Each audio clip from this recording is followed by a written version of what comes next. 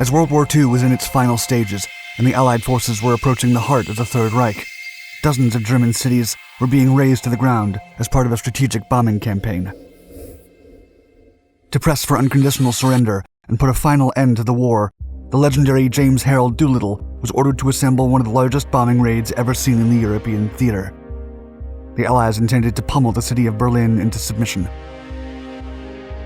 As commander of the 8th Air Force, he put together an unprecedented air fleet of more than 2,000 aircraft and 15,000 men. Allied air raids had so far been pushing deeper into Germany, encountering less and less resistance. But on February 3, 1945, all hell broke loose over the skies of Berlin, and the Luftwaffe committed what few aircraft it had left to protect the city. Machine gun fire, flak guns tearing through metal, aircraft colliding with each other, and the smell and sight of smoke suddenly filled the sky. It all marked the beginning of the end for what American bomber crews called Hitler's Town. Some were even hoping to get lucky enough to drop a surprise on the man himself.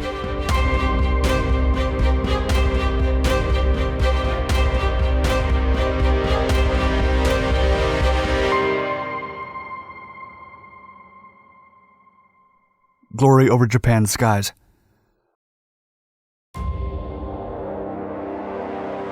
James Harold Doolittle was promoted to lieutenant colonel following the reorganization of the United States Army Air Corps in June of 1941.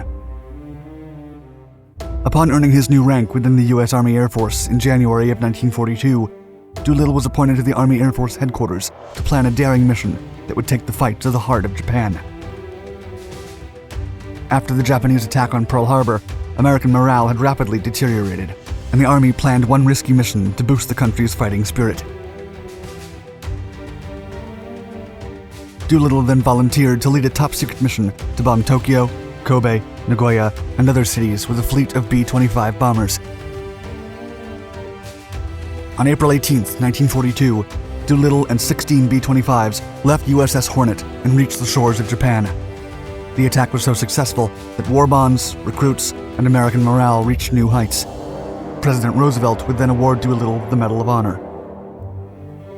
The officer was also promoted to Brigadier General and given command of the rising 8th Air Force in July of 1942, taking them to the Northern African and Mediterranean campaigns before making their way to the Western Theater of Europe in 1944. By then, the British Royal Air Force and other Allied countries had been extensively bombing Germany and many of its main cities as part of their strategic bombing campaigns.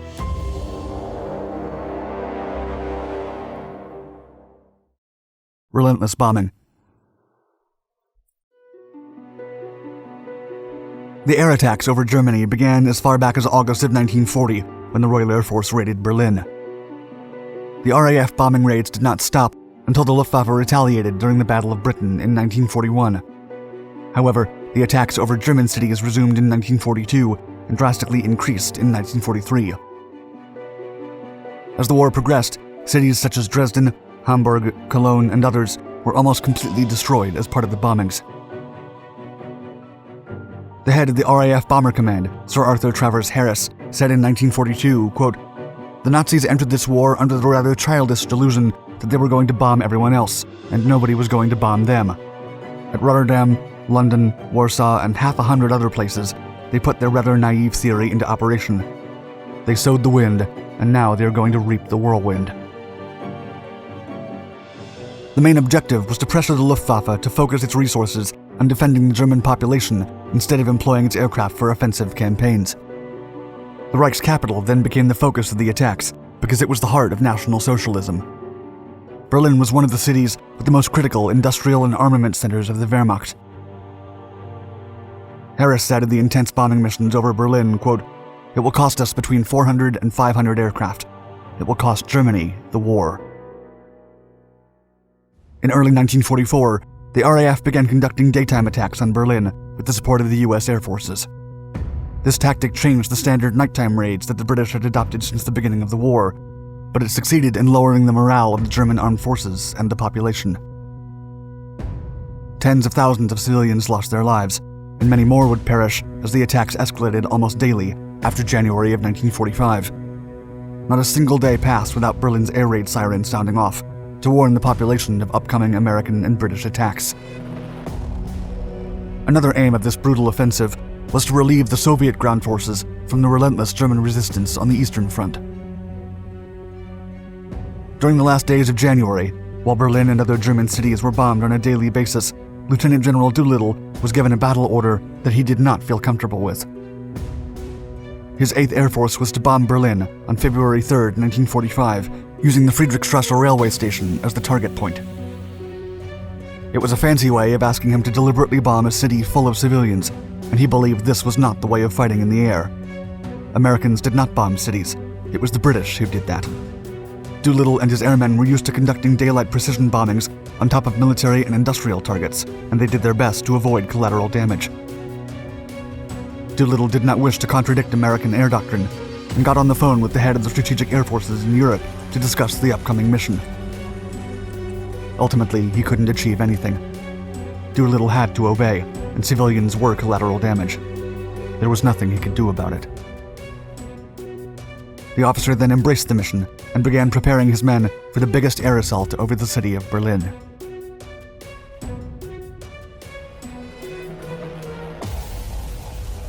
Preparing for the attack.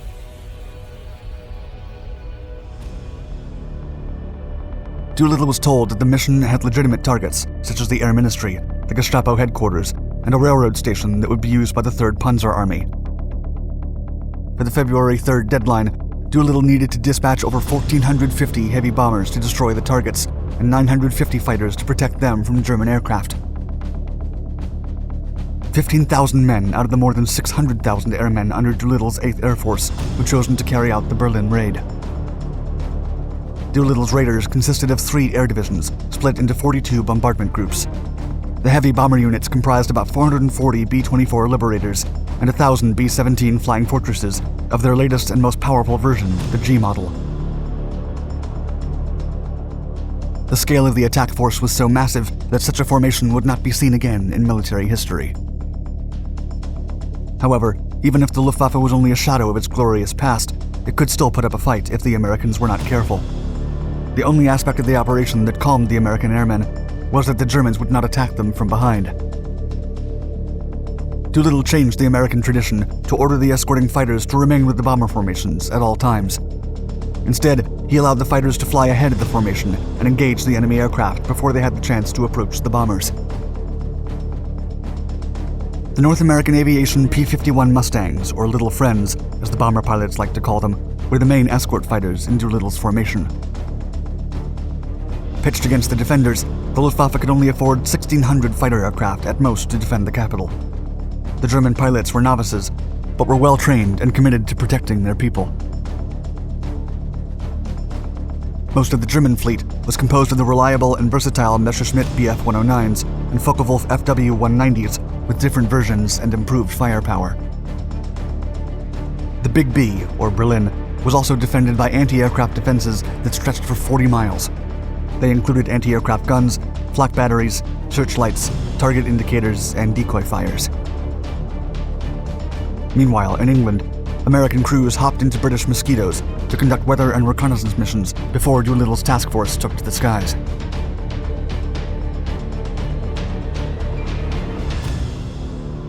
"15,000 men take to the skies.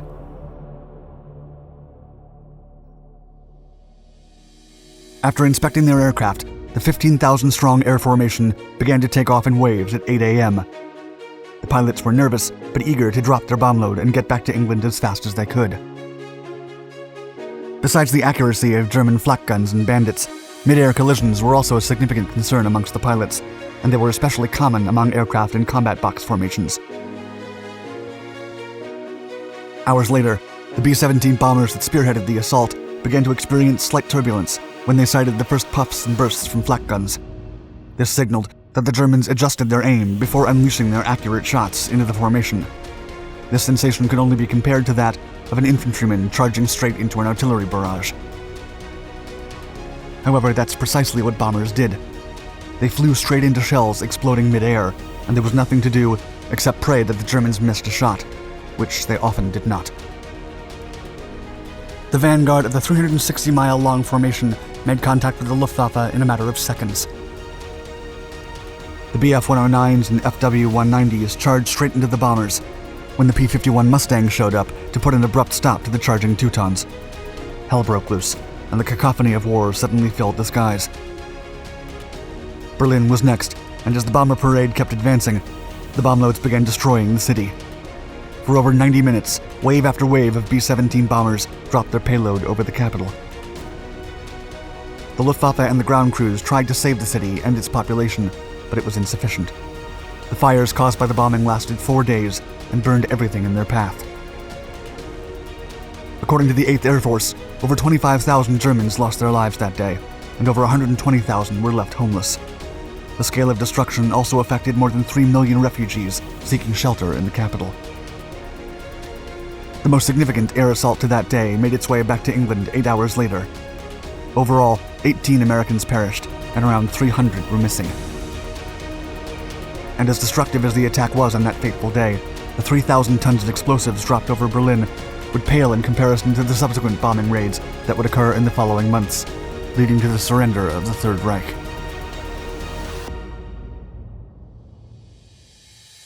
Thank you for watching our video. Please like and subscribe to our Dark Documentaries channels to find more exciting historical content. And let us know in the comments below what you think of the Allied bombings over Germany as the war reached its end.